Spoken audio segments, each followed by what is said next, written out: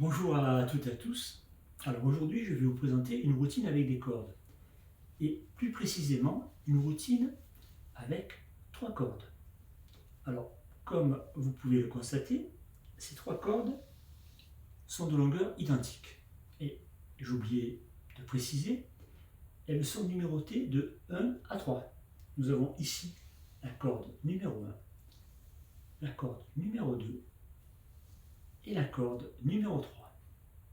Alors, ce qui est intéressant avec ces trois cordes, c'est que si on rassemble toutes les extrémités des trois cordes, comme ceci, autour de la main, et que bien entendu on fasse un petit geste magique comme ceci, et bien instantanément, ces trois cordes sont maintenant de longueur différente. Nous avons maintenant une petite corde, une moyenne et une grande corde.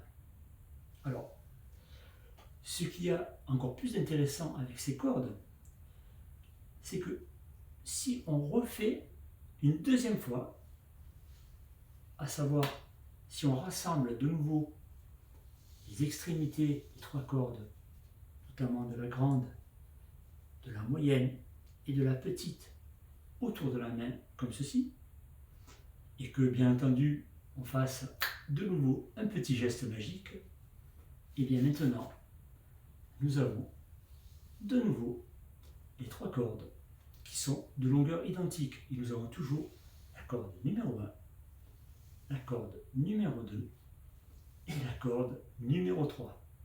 Alors, on peut, si on veut s'amuser un petit peu, utiliser que deux cordes. Mais le problème, c'est que ça ne dure pas longtemps. Et nous avons maintenant une grande corde.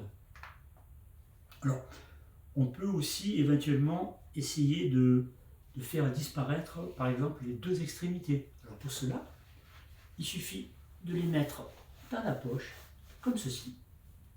Et toujours un petit souffle magique. Et là, il suffit de tirer légèrement. Et là, nous avons maintenant une corde sans extrémité, une corde complètement ronde. Alors, normalement, ce genre de corde n'existe pas dans le commerce. Alors, pour qu'elle redevienne normale, je vais essayer maintenant de faire réapparaître les deux extrémités. Alors, pour cela, toujours le petit souffle magique. Et normalement, on devrait retrouver les deux extrémités.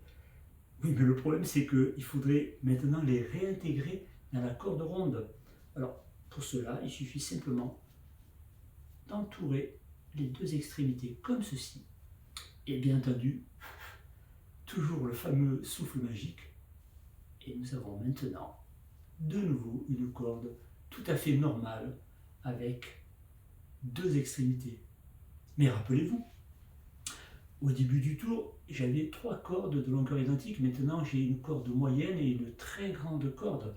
Alors, si je veux retrouver ces trois cordes de longueur identique, il faudrait par exemple que je coupe en deux cette corde. Alors, pour ça, rien de plus simple. Je vais utiliser ma fameuse paire de ciseaux magiques, à savoir mes deux doigts, et je vais compter jusqu'à 3. 1, 2 et 3. Et là, la corde est maintenant coupée en deux et on retrouve maintenant les trois cordes de longueur identique. Et bien entendu, toujours la corde numéro 1, la corde numéro 2 et la corde numéro 3. Je vous remercie et je vous donne rendez-vous pour un prochain tour.